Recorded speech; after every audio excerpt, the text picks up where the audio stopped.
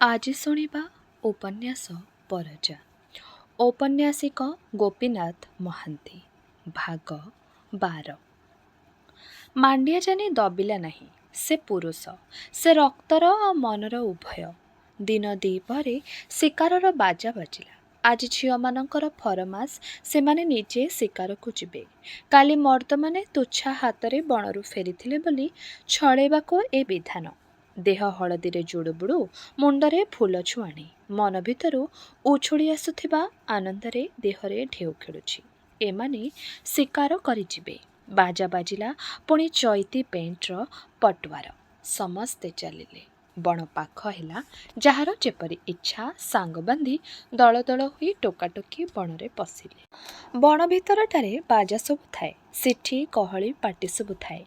କିଏ କାହାକୁ ଫୁଲ ପିନ୍ଧାଇ ଦେଲା, କିଏ କାହାକୁ ବେକରେ ଝୁଲେଇ କାନ୍ଧରେ ବସେଇ ପିଠିରେ ଲାଉ କରି ଘେନିଗଲା। ଅଧେ ବାଟ ଛାଇ ତଳେ ଗଡ଼େଇ ଦେଲା। ଟୋକିମାନେ ଲନ୍ଦା ବା ମାଣ୍ଡିଆ ମଦ ଖାଇ ପେଣ୍ଡମ, ଆଉ ଟିକିଏ ଟାଣୁଆ ମାଣ୍ଡିଆ ମଦ ଖାଇ ଆଖି ଢୁଳୁ ଢୁଳୁ। ଟୋକାମାନେ ମହୁଲ ମଦରେ ଉଗ୍ର। ସେଠି କଟକଣା ନାହିଁ କି ଡର ଭୟ ନାହିଁ। କେବଳ ନିତିଦିନର ଧରାବନ୍ଧା ଆଇନ ଭାଙ୍ଗିବାକୁ ସମସ୍ତେ ବ୍ୟାକୁଳ। ସବୁ ରୋକାରୋକି ଭାଙ୍ଗି ଦେଇ ତାର ବିରୋଧୀ ମନୋବୃତ୍ତି ନେଇ ଆନନ୍ଦ କରିବାକୁ। ହିସାବୀ ବୁଦ୍ଧି ହଜିଛି। ସମସ୍ତେ ଉଦ୍ଦାମ, ସମସ୍ତେ ଉଚ୍ଛୃଙ୍ଖଳ, ତେଣୁ ପାଗଳ। କେତେ ପୁରୁଣା ବନ୍ଧନ ଭାଙ୍ଗିଲା, କେତେ ନୂଆ ବନ୍ଧନ ଯୋଡ଼ିଲା। କେତେ ସମ୍ବନ୍ଧ ନିବିଡ଼ରୁ ନିବିଡ଼ତର ହେଲା। କାହାର ସବୁ ହଜିଗଲା, କାହାର ସବୁ ମିଳିଗଲା। ସେଇ ଚୈତର ମାୟା। ବଣ ଭିତରେ ଯେଉଁଠି ଧରାପଡ଼ିବାର ଭୟ ନାହିଁ କି ସମାଜର ନାଲି ଆଖି ନାହିଁ। ସବୁ ଆପଣାର ରୁଚି ଓ ଖିଆଲ, ସବୁ ଆପଣାର ଭାଗ୍ୟ। ଟିକ୍ରାଚାନୀ ଗୋଟିଏ ସରୁ ଝୋଲାରେ ପଶିଥିଲା। ସଙ୍ଗରେ 2 ଜଣ ବାନ୍ଧବୀ। ସମସ୍ତେ ଗଲେ। ପାଟି ବନ୍ଦ କରି ତୁନି ହୋଇ ସେ ପଛେଇ କରି ରହିଲା। 2 ଜଣ ବାନ୍ଧବୀ ତାର ଗଳଗ୍ରହ। ଲଟା ଭିତରୁ ଚଢ଼େଇ ବସା ଖୋଜି ଯାଇ ବଣକୁ ସେ ସଙ୍ଗଚ୍ୟୁତ କରି ଅବ୍ୟାହତ ପାଇଲା। ତାପରେ ସେମାନେ ଦୁହେଁ ଗୋଟିଏ ବାଙ୍କୁଲି ଅଁଳା ଗଛ ବାଛି ତହିଁରେ ସେମାନେ ଚଢ଼ି ବସିଲେ। ସେଇଠି ତାଙ୍କର ଶିକାର ସରିଥିଲା। ତେଣେ ବୁଢ଼ାମାନେ କହି ଲାଗିଥାନ୍ତେ, ଗଲେ କୁଆଡ଼େ ଏତେ ଲୋକ? ଟୋକି ପିଲାଙ୍କୁ କାନିରେ ବାନ୍ଧି ମଣିଷ କ'ଣ ଶିକାର କରି ଆସେ? ହସନ୍ତି। କେହି ଆପଣା ଝିଅକୁ ଖୋଜି ପାଇ ଯାଏ ନାହିଁ। ଦୂରରୁ ତାଙ୍କର ହସ ଶୁଭେ, ପାଟି ଶୁଭେ, କାନକୁ ଭଲ ଲାଗେ। ବୁଢ଼ାମାନେ ଘାଟି ମୁଣ୍ଡ ଜଗନ୍ତି। କାଜୋଡ଼ି ସାଙ୍ଗେ ଫୁଲମତୀ, ସାରିଆ ଫୁଲ, ନମ୍ରମତୀ ତିନିହେଁ ଥିଲେ। ଆଉ ଥିଲେ ବାଗ୍ଲା, ମାଣ୍ଡିଆ, ପୁରିଆ, ସିଂହ। ଅଧାବାଟରେ ନମ୍ରମତୀ ଅନ୍ୟ ଦଳରେ ମିଶିଲା। ପୁରିଆ ଓ ସିଂହ ଦମକର ଉପରକୁ ବାଟ ଧରିଲେ। ତାପରେ ମାଣ୍ଡିଆ, ବାଗ୍ଲା, ଫୁଲମତୀ, ସାରିଆ ଫୁଲ, କାଜୋଡ଼ି। ପାହାଡ଼ର ଢାଲୁରେ ଓହ୍ଲେଇ ଗୋଟିଏ ନଈ ପଡ଼ିଲା। ଫୁଲମତୀ ପଥର ଉପରେ ଡେଇଁ ଡେଇଁ ଚାଲିଗଲା ନଈ ଭିତରକୁ। କାଜୋଡ଼ି ଅନେଇ ରହିଲା। ସେ ଭାର ଦେବାକୁ ଭଲ ପାଏ। ମାଣ୍ଡିଆ ଜାନି ତାକୁ ଉଠେଇ ନେଇ ନଈ ପାର କରେଇ ଦେଲା। ବାଗ୍ଲା ଆଗରେ ଯାଉ ଯାଉ ଅଧବାଟରେ ସାରିଆ ଫୁଲକୁ ଟେକି ନେଇ ପାରି କରିବାକୁ ପଡ଼ିଲା। ସାରିଆ ଫୁଲ ବାଗ୍ଲା କାନ୍ଧରୁ ଝୁଲି ପଡ଼ି ସେ ପାଖେ ସମସ୍ତଙ୍କ ପାଦ ମାଟିକୁ ଛୁଇଁଲା। ଝିଅ ତିନୋଟି ଯାକ ହସି ହସି ଢଳାଢଳି ହେଉଥାନ୍ତି। ପୁରୁଷ ଦୁହେଁ ନିରୁତ୍ତର। ମାଣ୍ଡିଆ କହିଲା, ବାଗ୍ଲା, ତୁ ଯା, ଜଙ୍ଗଲ ଭିତରେ ଭଲ କରି ଦେଖିଆ ଜନ୍ତୁର ଖୋଜ ପଡ଼ିଛି କି ନାଇଁ। ବାଗ୍ଲା ଦେଖିଲା। କହିଲା, ଖୋଜ ଥିଲେ ବା କି ଲାଭ? ଜନ୍ତୁ ତ ଖୋଜ ପାଖେ ବସି ନଥିବ। ଆମେ ସବୁ ଆସିବୁ ବୋଲି ଥୋଡ଼େ ବାଟ ଗଲା ପରେ ବାଟ ଦିଶିଲା। 2 ପାଖେ 2 ଝୋଲା ମଝିରେ ଗୋଟିଏ ଉଚ୍ଚ କୁଦ। ବାଗ୍ଲା କହିଲା, ତୁ ସେ ଉପରକୁ ଯାଇ ଜଗ୍ ମାଣ୍ଡିଆ, ମୁଁ ତଳେ ରହୁଛି। ମାଣ୍ଡିଆ ନାପସନ୍ଦ କଲା। ବୃଥା ଏଠି କାହିଁକି? ଏ କ'ଣ ଘାଟି? ଏଣିକି ବେଶି ଜଙ୍ଗଲ, ବୁଦୁବୁଦିଆ ଜଙ୍ଗଲ। ଏଣିକି କୌଣସି ଜାଗା ନିଷ୍ପତ୍ତି କରି ବସି ପଡ଼ିବା ଦରକାର। ଟହଲିଲେ ଚଳିବ ନାହିଁ। ଏଥର ବଣେ ବଣେ ପଶି ଦମକ। ଶାଳବଣ ଆହୁରି ଘଞ୍ଚ ହେଲା। ମାଣ୍ଡିଆ ଜାନି କହିଲା, ବାଗ୍ଲା ଓ ଫୁଲମତୀ ଏଇ ବାଙ୍କରେ ବସିଥାଅ, ସେ ବାଙ୍କରେ ଆମେ ତିନିହେଁ ଜଗି ବସିବୁ। ବାଗ୍ଲା ମୁହଁ ମୋଡ଼ିଲା। କହିଲା, ତା କୋଉଠୁ ହେବ? ଉପରୁ ଚାପିଲେଣି ଯଦି ଗୋଟାଏ କିଛି ଭୟ ବାହାରି ପଡ଼େ। ଟୋକି ପିଲା ଅଲଗା ଅଲଗା ବସିଥିଲେ। ହାଉ ହାଉ ହେବେ। ତା ଅପେକ୍ଷା ଆସ କେଉଁଠି ହେଲେ ଏକାଠି ବସିବା। କଥାଟା ସମସ୍ତଙ୍କ ମନକୁ ପାଇଲା। ଭୟ ନା ଶୁଣି ଟୋକିମାନେ ମେଞ୍ଚି ମାଞ୍ଚି ହୋଇଗଲେ। ସାରିଆ ଫୁଲ କହିଲା, ଚାଲ ଫେରିଯିବା। ତା କଥା କେହି କାନରେ ପକେଇଲେ ବି ନାହିଁ। ପାଗ ଭଣ୍ଡୁର ହେଲା। ମାଣ୍ଡିଆ ଜାନିର ମନଟା ଫିକା ପଡ଼ିଗଲା। ସମସ୍ତେ ଗୋଟିଏ ଜାଗାରେ ବସି ରହିଲେ। ବେଳ ଗଲା ଉଞ୍ଚ ପାହାଡ଼ ଉପରୁ ଗଛର ଢାଇ ପାଙ୍କରେ ତଳର ଖାଲ ଦିଶୁଥାଏ। କିପରି ଢାଲୁ ହୋଇ ଉପରୁ ତଳକୁ ଭୂଇଁ ଗଡ଼ି ପଡ଼ିଛି। ସାତ ପାତଳ ଭିତରେ ଗହିରିଆ ସାଇଁ ସାଇଁ କାଳିଆ ଝୋଲା ଭିତରକୁ। ତୋଟାରୁ ଚିହ୍ନା ପଡ଼େ ଦିପାଖେ ଭୀଷଣ ଜଙ୍ଗଲ, ଛୁଆଣି ଲଗାଲଗି ପାହାଡ଼ର ପାଚେରୀ। ମଝିର ଭୂଇଁ ଗଡ଼ି ଗଡ଼ିକା କେତେ ତଳକୁ ଚାଲିଯାଇଛି ଆଖି ପାଳେ ନାହିଁ। ଅତି ଦୂରରେ ଚମ୍ପି ଗାଁର ଜଳାଭୂଇଁରେ ଯାଇ ମିଶିଯାଇଛି। ଏହି ସେ ଭୟଙ୍କର ବିଲେଇ ଝୋଲା, ଧର୍ମଦୁଆର ଗଣ୍ଠିର ଗୋଟାଏ ପାଖ। ବାଁ ହାତେ ଗମ୍ବୁଜ ଆକାର ପାହାଡ଼ ଆଡ଼କୁ ଅନେଇ ରହି କାଜଳି ପଚାରିଲା, କୋଉ ପାହାଡ଼ ସେଇଟା? ଠିକ୍ କଇଁଚ ପରି ପିଠି ପରି। ମାଣ୍ଡିଆ ବାଗ୍ଲା ଦୁହେଁ ଏକାତୁଣ୍ଡରେ କହିଲେ, ପାଣ୍ଡ୍ରାମାଳି। ମାଣ୍ଡିଆ ପୁଣି କହିଲା, ସେଇଟା ଦଶମନ୍ତରପୁର ପାଖ ବାରିଙ୍ଗ ପାହାଡ଼ ହେବ। ବାଗ୍ଲା କହିଲା, ନାଇଁ, କୋଡ଼ିଙ୍ଗାମାଳି। ଦୁହିଁଙ୍କର ତର୍କ ଲାଗିଲା, ଖୁବ୍ ଉତ୍ତେଜିତ ତର୍କ। ଟୋକିମାନେ ମଜା ଦେଖିଲେ। କୌତୁକରେ ସବୁ ତର୍କ ଛିଣ୍ଡେଇ ଦେଇ କାଜଳି କହିଲା, ଆମକୁ ସେଠିକି ନେଇ ଚାଲ, ଯେ ଆମେ ଦେଖିବା ସେଇଟା କେଉଁ ପାହାଡ଼। ଏତେ ତର୍କ କାହିଁକି? ମାଣ୍ଡିଆ ଗୁମ୍ ମାରିଲା। ଏଇ ବାଗ୍ଲାଟା ସବୁ କଥାରେ ସେ ହସେ, ସବୁ କଥା ହସରେ ଉଡ଼େଇଦିଏ। ପରିସ୍ଥିତିର ପରିହାସରେ ମାଣ୍ଡିଆ ଜାନି ଚିଡ଼ି ଉଠୁଥିଲା। ଗୁମ୍ ମାରି ବସି ରହିଲେ ଦିହେଁ। ସାମାନ୍ୟ କଥାଭାଷା ଏପାଖ ସେପାଖ ଆଖି ବୁଲା। ତାହାରି ଭିତରେ କେତେ ବିଜୁଳି ମାରେ, କେତେ କଟାକଟି ଯୋଖାଯୋଖି ହୋଇଥାଏ। ସେତିକିବେଳେ ବାଗ୍ଲା ଓ ମାଣ୍ଡିଆ ଜାନିଙ୍କର ଲାଗେ ବିନା କାରଣରେ ତର୍କ। ଛାଇ ନେଉଟି ଆସିଲା। କେତେବେଳେ କି ମନେ ନାହିଁ। ହଠାତ୍ ଦେଖିଲା ବେଳକୁ ବାଜାପାଟି ବନ୍ଦ। ସବୁ ତୁନିତାନି ଉତ୍ତର ଫମ୍ପା ଆବାଜ ପରି ଅତି ଦୂରରେ ଲୋକଙ୍କର ପାଟି। ବାଗ୍ଲା ମାଣ୍ଡିଆ ପରସ୍ପର ମୁହାଁମୁହିଁ ଚାହିଁଲେ। ଏପରି ତ ହୁଏ ନାହିଁ। ଏ ଅଞ୍ଚଳ ଛାଡ଼ିଦେଇ ବାଣୁଆମାନେ, ଡଙ୍ଗର ଚପାଳିମାନେ ଗଲେ ନାହିଁ। ବାଗ୍ଲା କହିଲା, ତଳେ ନ ବସି ଗଛ ଉପରେ ବସିଲେ ଭଲ ହୁଏ। ମାଣ୍ଡିଆ ରାଜି ହେଲା। ସମସ୍ତେ ଉଠି ପଡ଼ିଲେ। କିଛି ଦୂରରେ ଗୋଟାଏ ଦିକେନିଆ ଝୋଡ଼ି ଗଛ ଉପରେ ଆଗ କାଜଳିକୁ ଚଢ଼େଇ ଦିଆଗଲା। ତାପରେ କାହାରିକୁ ଅପେକ୍ଷା ନ କରି ମାଣ୍ଡିଆ ଜାନି ସେ ଗଛରେ ଚଢ଼ିଗଲା। ସେଠି ଆଉ ଜାଗା ନାହିଁ। ଅଳ୍ପ ଦୂରରେ ଆଉ ଗୋଟାଏ ପୁରୁଣା ଝୋଡ଼ି ଗଛ। ସେଇଆଡ଼କୁ ହାତ ବଢ଼େଇ ମାଣ୍ଡିଆ କହିଲା, ତୁମେ ସବୁ ସେଠି ଚଢ଼ି ବସ, ଆଉ ଅପେକ୍ଷା କରିବାକୁ ବେଳ ନାହିଁ। ଗମ୍ଭୀର ହୋଇ ବାଗ୍ଲା ମୁଣ୍ଡ ଟୁଙ୍ଗାରିଲା। ଦୁଇ ଧାଙ୍ଗଡ଼ା ଶିକାରୀଙ୍କର ଥନଥନ ମୁହଁ ଦେଖି ତୁଚ୍ଛା ପବନ ଭିତରେ କ'ଣ ଭୟର ସୂଚନା ପାଇ ଫୁଲମତୀ ସାରିଆ ଫୁଲ ବାଗ୍ଲାର ଦୁଇ ବାହା ଧରି ଲଟକ ପଡ଼ି ଝୋଡ଼ିଗଛ ଆଡ଼କୁ ମୁହିଁଲେ। ବାଗ୍ଲା ସିଧା କାଜଳି ମୁହଁକୁ ଅନେଇ ହସି ଦେଇ ଚାଲିଗଲା। ମାଣ୍ଡିଆକୁ ଅନେଇ ଦେଇ ମୁଣ୍ଡ ଟୁଙ୍ଗାରିଲା। ଗହଳି ପତ୍ର ଭିତରେ ମାଣ୍ଡିଆ ଜାନି କାଜଳି ଦିହେଁ ଛପି ରହିଲେ। ଚାରିଆଡ଼ ନିଶବ୍ଦ। କାଜଳି କହିଲା, ସବୁ ତୁନିତାନି କାହିଁକି ମାଣ୍ଡିଆ? ମାଣ୍ଡିଆ କହିଲା, ତୁନି ପଡ଼, କିଛି ଭୟ ନାହିଁ। କାଜଳି ମାଣ୍ଡିଆର ଦେହ କଷି ବସି ରହିଲା। ଗୋଟାଏ ହାତରେ ଓଡ଼ିଆ ନଳୀକୁ ଗଛର ଗୋଟିଏ ଥୁଣ୍ଟା ଉପରେ ଭରା ଦେଇ ଆର ହାତରେ କାଜଳିକୁ ଦୃଢ଼ କରି ଧରି ମାଣ୍ଡିଆ ଜାନି କହିଲା, ଡର ନାହିଁ ନୁନି, ମୁଁ ଅଛି। ନାଇଁ ନାଇଁ, କାଇଁ ଡରତା? ମାଣ୍ଡିଆ ଜାନିର ଆଗ୍ରହ ବଢ଼ିଲା। କାଜଳି ମାଣ୍ଡିଆ ଉପରକୁ ଆଉଜି ପଡ଼ିଲା। ଆଖପାଖରେ ଲଟାର ଦୋଳି, ପେନ୍ଥି ପେନ୍ଥି ଫୁଲର ଝୁଲଣ। ମାଣ୍ଡିଆ ହାତଠାରି ଦେଖାଇଲା। ତଳର ଢାଲୁରେ ଗୋଟାଏ ଦରଖୁଣ୍ଟା ଆମ୍ବଗଛ ଉପରେ ମୟୂରପଲ ନେଶି ହୋଇ ବସିଛନ୍ତି। ମାଣ୍ଡିଆ କହିଲା, ଦୂରରେ ଅଛନ୍ତି, ନଳିଯିବ ନାହିଁ ସେତେ ଦୂର, ପାଖକୁ ଗଲେ ଦେଖିନେବି। ମୟୂର ଦେଖିବାକୁ, କୁଟୁରା ଶୁଣିବାକୁ। କାଜଳି ଗୋଳିଆ ଆଖିରେ ଅନେଇ ଅନେଇ କହିଲା, ଛି, ଥାଉ ତା। ସବୁ ସେହିପରି ନିର୍ଜନ ନିଶବ୍ଦ। ଏ ନିରୋଳା ନିଛାଟିଆରେ ଯେପରି କିଏ ଦୁହିଁଙ୍କୁ କଣି କଣିକିଆ କରି ଏକାଠି ଛନ୍ଦି ବାନ୍ଧି ମାଡ଼ି ଦେଇଛି ଗଠ ଡାଳରେ। ଉପରର କଳାନେଳି ପାଖ ଡାଳର ଚିକ୍ ଚିକ୍, ତଳର ଖରା ଜକଜକ ଢାଲୁ ଆଉ ମସିକଳା ଝୋଲା, ସବୁ ସତେକି ଏ ଦୁହିଁଙ୍କ ପାଇଁ ଗଢ଼ା। ଅଳ୍ପ ସମୟ ପରେ ତଳ ଢାଲୁରେ କିଏ ଗୋଟାଏ କଳା ଛତାଟାଏ ଫଡ଼କେଇ ଊର୍ଦ୍ଧ୍ୱଶ୍ୱାସରେ ଦୌଡ଼ିଗଲା ପରି ଦିଶିଲା। ମାଣ୍ଡିଆ ଜାନି କାଜଳିକୁ ଚେତେଇ ଦେଇ କହିଲା, ଦେଖ, କେତେ ବଡ଼ ବାହାରିଆ। ବନ୍ଧୁକ ଧରି ଓହ୍ଲେଇବାକୁ ସେ ସଜ ହେଲା। କାଜଳି ତାର ହାତକୁ ମୁଠାରେ ଧରି କହିଲା, ମତେ ଡର ଲାଗିବ, ଯା ନା। ମାଣ୍ଡିଆ ବନ୍ଧା ପଡ଼ିଲା। ଛାତି ଉପରେ କାଜଳିକୁ ଜୋର କରି ଜାକି ଧରି କହିଲା, କି ଡର? ତୋର କି କାଜଳି? କହିଲୁ, ଏଥର ଡର ମାଡ଼ୁଛି? ପୁଣି ଆପଣା ତାଥିରେ କଳା ବଳେ ଫମ୍ପା ହୋଇ ଆସିଲା। ସକାଳ କଥା ପକାଇଲା। ତା ଆଗରେ କେତେ ରାତି, କେତେ ଦିନର କଥା, କେତେ ଆଶ୍ରା, କେତେ ନିରାଶାର କଥା। ସବୁ ଦରଦର ଖଣ୍ଡିଆ କରି କାଜଡ଼ି କାନ ପାଖେ ଫୁସ୍ଫୁସ୍ ଅଜାଡ଼ି ଦେଇଗଲା ସେ। କେତେ କଥା ଯାହାର ଅର୍ଥ ଅନୁଭୂତିରେ ହିଁ ସିଦ୍ଧ ହୁଏ, ଭାଷାରେ ନୁହେଁ।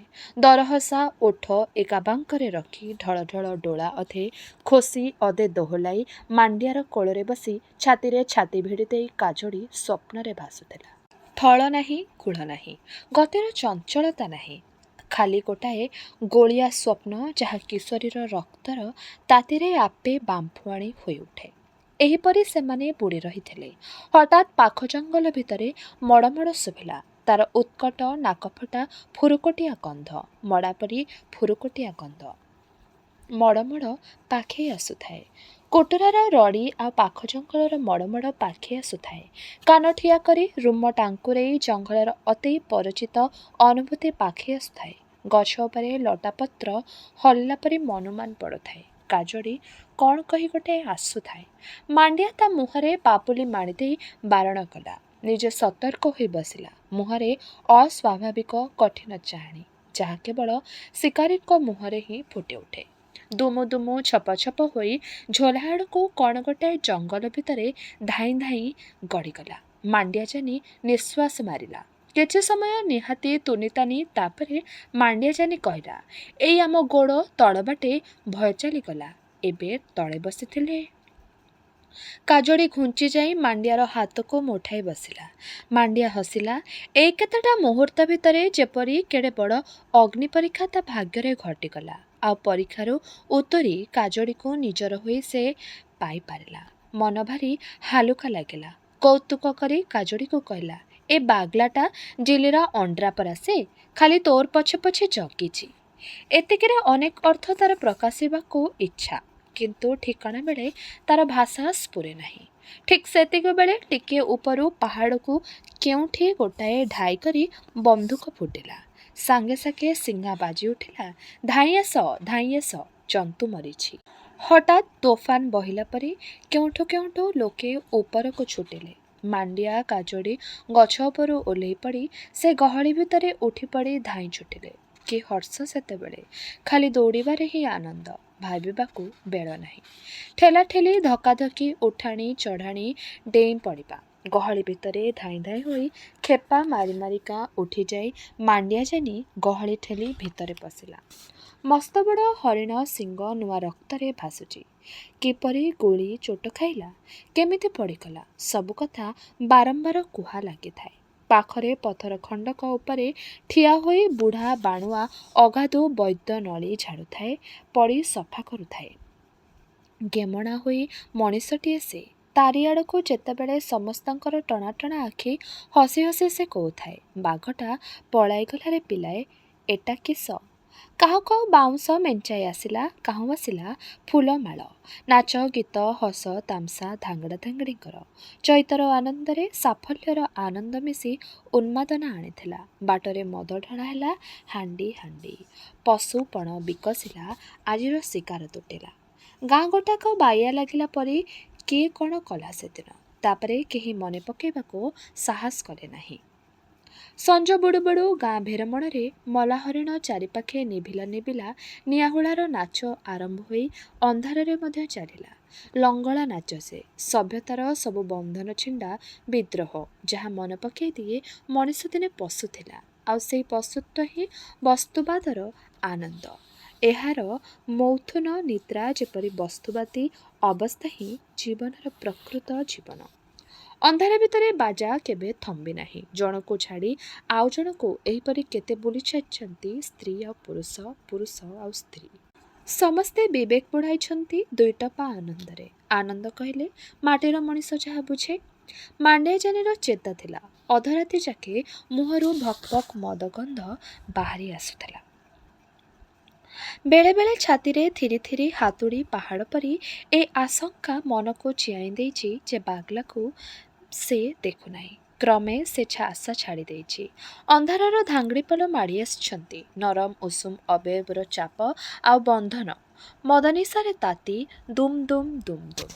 ସେଇ ଏକ ପ୍ରକାରର ତେଜିଲା ପରି, ମଡ଼େଇଲା ପରି, ଉହୁଙ୍କେଇ ଦେଲା ପରି ବାଜା। ମାଣ୍ଡିଆ ଜାନି ତାହାରି ଭିତରେ ଏକମୁହାଁ ହୋଇ ଆପଣାକୁ ଭସେଇ ଠେଲିଦେଲା ଚୈତର ରାତିଟିଏ ପାଇଁ। ସେ ରାତି ଭଲ ମନ୍ଦ ମିଠା ଖଟା ବାରେ ନାହିଁ, ତାର ରୁଚି ନାହିଁ, ଖାଲି ରାତି ସେ। ସିନ୍ଦୁରା ଫାଟିଲା। ଗାଁର ଉଦାନ ବାଟେ ପାହାଡ଼ ରଙ୍ଗେଇ ବୁଢ଼ା ଶାଳ ପଛର ଶିଥିଳ ବାହୁଙ୍ଗା ରଙ୍ଗେଇ ସାବୁଜା ଉପରେ ନାଲି ବିଞ୍ଚି ଦେଇ ବେଳ ଉଇଁଲା। ଆଖି ବସିଲା, ମୁହଁ ଶୁଖିଲା, ବାଳ ଅଲରା, ତଥାପି ତ ନାଚ ଚାଲିଛି, ବାଜା ବନ୍ଦ ହୋଇନାହିଁ। ବେଳ ଉଦିଲା, କାଉଆ ହରଡ଼ ତୋଟା ଭିତରୁ ଗୋମରିଲା। ସାବଜା ହରଡ଼ ଝୋଡ଼ି ଗଛରେ ଫଳ ଖାଇ ଆସିଲେ। ଝୋଲାକୁଳର କୋଚିଲା ଗଛ ଉପରୁ ଲମ୍ବ ବେକ କୋଚିଲା ଖାଇ କିଳିକିଳା ଦେଲେ। ଗାଁ ବାଟରେ ଗହଳ ଚହଳ ବଢ଼ିଲା। କିଏ ବା ହସି ଉଠିଲା। ପୁଣି ଏଠି ସେଠି ପଞ୍ଝା ପଞ୍ଝା ଲୋକ। ସବୁ ନିତିଦିନିଆ ରୀତି। ଖାଲି ଗାଁ ଗୋଟାକରେ ବାଗ୍ଲା ନାହିଁ, କାଜୁଡ଼ି ନାହିଁ। ମାଣ୍ଡିଆ ଜାନି ଆଖି ରଗଡ଼ି ରଗଡ଼ି ଭାବି ହେଲା। ଯାହାକୁ ପଚାରିଲେ ସେ ଜାଣେ ନାହିଁ। ଯେ ହେଲେ କହେ କୋଉଠି ଥିବ। ଜିଆଦ ନେଇ ଫେରିବା ପୂର୍ବରୁ ସଞ୍ଜ ବୁଡ଼େ। ଗାଁ ମୁଣ୍ଡରେ ସେମାନେ ଦିଶା ପଡ଼ିଥିଲେ। କାଜୋଡ଼ି ପାଣିଘାଟକୁ ଯିବା ପର୍ଯ୍ୟନ୍ତ ମାଇପେ ଦେଖିଛନ୍ତି। ଆଉ ତାପରେ କିଛି ପତ୍ତା ନାହିଁ। ସେଦିନର ସେ ସକାଳ ଓହ୍ଲାଇଲା କନିଆଝୋଲାର କନ୍ଧଗୁଡ଼ାରେ। ସେଠି ଗୋଲେଇ ଘେରା ପାହାଡ଼ ଭିତରେ ଅଗନାଗ୍ନି ବନସ୍ତ ଚିରି ଚିରି ପୋଢ଼ଗାଡ଼ ନଈ ପାହାଡ଼ କରେ କରେ ସାପେଇ ସାପେଇ ଚାଲିଯାଇଛି। 12 ଘର ବସ୍ତି ପାଚିଆ ପରେ। ଚାରିପାଖେ ଟିକିଏ ଖୋଲା କ୍ଷେତ, ସେଠୁ ଜଙ୍ଗଲ ଚଢ଼ିଛି ପାହାଡ଼ର କାନ୍ଥେ କାନ୍ଥେ। ସେଇଗୁଡ଼ାର ଗୋଟାଏ ନୁଆଣିଆ ଘରୁ ଲାଠିଏ ବେଳ ହେଲା କାଜୋଡ଼ି ବାଗ୍ଲା ପଦାକୁ ଆସିଲେ। ବାଗ୍ଲାର ମାମୁଁ ଘର ସେ। ଖାଲି ମାମୁଁ ଅଛି, ତାର କେହି ନାହିଁ। ବିବାହ ପରେ ପହିଲି ସକାଳେ ବାଗ୍ଲା ଆଉ କାଜୋଡ଼ି ଆଉ ଥରେ ପରସ୍ପରକୁ ଅନାଇ ଠିଆ ହେଲେ। ଜଙ୍ଗଲ ଝଁ ଝଁ କରୁଛି। ବାଗ୍ଲା ହାଙ୍କିଲା, ଗାଡ଼ିକେ ଯ।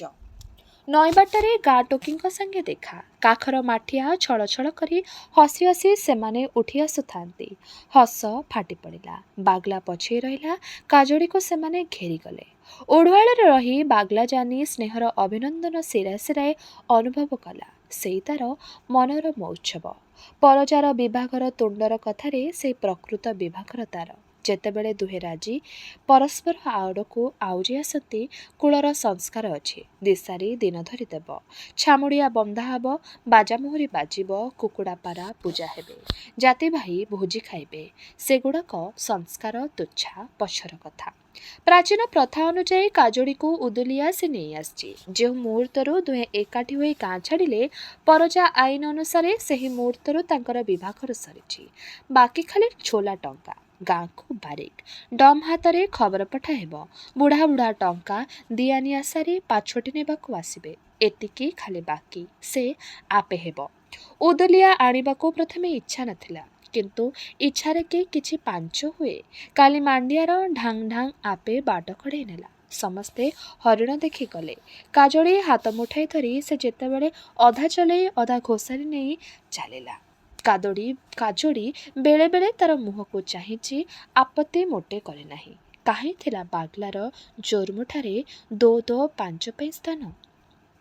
ପରେ ପାହାଡ଼ ବାଟେ ଝୋଲା ଢଙ୍ଗର ଡେଇଁ ହୁ ହୁ ଉଡ଼ି ଚାଲିଲା ବେଳେ ଉଜାଣି ପବନ ଯେତେବେଳେ କାନମୂଳରୁ ଝାଳ ଟୋପା ଟୋପା ଜିଭ ଲଗାଇ ଚାଖି ଦେଇ ଯାଇଛି, କାଜୋଡ଼ିର ଥରଥର ହାତ ପାପୁଲି ଆପେ ଜୋର କରି ବାଗ୍ଲାର ମୁଠାକୁ ମୁଠେଇ ନେଇଛି। ସେତିକି ତାର ଆଶ୍ରୟ। ଅଜଣା ବଣବାଟରେ ପହିଲି ଘରକରଣା ଆଡ଼କୁ ମୋହିଯିବାର ବାଟ। ନା, କାଜୋଡ଼ିର ସନ୍ଦେହ ତୁଟିଛି। ଅତୀତର ସବୁ ଦୋଦପାଞ୍ଚ ସ୍ମୃତି ଆଡ଼େଇ ସତର୍କ ହୋଇ ସେ ବାଟ କିଳି ଦେଇଛି। ସକାଳ ପାହିଲା। ପହିଲି ନିଆଁରୁ ବଡ଼ଭାଗଟା ରାତିରେ ଜଳିଯାଇଛି। ସକାଳୁ ସେ ସହଜ, ଶାନ୍ତି, ଖୁସି ସତ, କିନ୍ତୁ ଦାୟିତ୍ୱରେ ଗମ୍ଭୀର। ନିଦ ଭାଙ୍ଗି ବାଗ୍ଲାକୁ ଅନେଇ ସେ କହିଲା, ଗାଳି ଦବୁ ନାହିଁଟି କେବେ ମତେ ବାଗ୍ଲା? ବେଶୀ ପାଇଟି ଦବୁ ନାହିଁ? ହସୁ ହସୁ ଆଖିରେ ଲୁହ ଟଳ ଟଳ ହେଲା। କୁଣ୍ଢେଇ ପକାଇ ବାଗ୍ଲା କହିଲା, ତୁ ଏ କି କଥା କହୁଛୁ ରେ ନୁନି? ତା କାନ୍ଧରେ ମୁଣ୍ଡ ଭରା ଦେଇ କିଛି ସମୟ ରହି କାଜୋଡ଼ି ଶାନ୍ତ ହେଲା। କିଏ ଶପଥ ହୋଇଗଲା ମନେ ମନେ। ତାର ସାକ୍ଷୀ ଚାରିପାଖରେ ଚେଇଁ ଉଠୁଥିବା ଖୋଲ ପାହାଡ଼। ସାକ୍ଷୀ ପୋଢ଼ଗାଡ଼ ନଈ ଉପରେ ସକାଳର ପହିଲି ଖରା। ଆଉ ଆଲୁଅରେ ଉଞ୍ଚକୁ ଘୁଞ୍ଚି ଯାଉଥିବା ମୁଣ୍ଡ ଉପରେ ସେଇ ନୀଳି ଗମ୍ଭୀରତା ଆକାଶ। ସ୍ୱପ୍ନ ପରି ଏସବୁ କେତେ କ'ଣ କଥା ଖେଳୁଥିଲା ବାଗ୍ଲା ମନରେ। ସେଠି ଆଉ କାଜୋଡ଼ିର ମନ। ଛାଇ ପରି ଅନ୍ଧାର ପରି କେତେ କଥା ମନରେ ଖୁନ୍ଦି ହୋଇଯାଏ। ସେହି ସତେ କି ବାସ୍ତବ ପୁଣି ଚାଲିଯାଏ।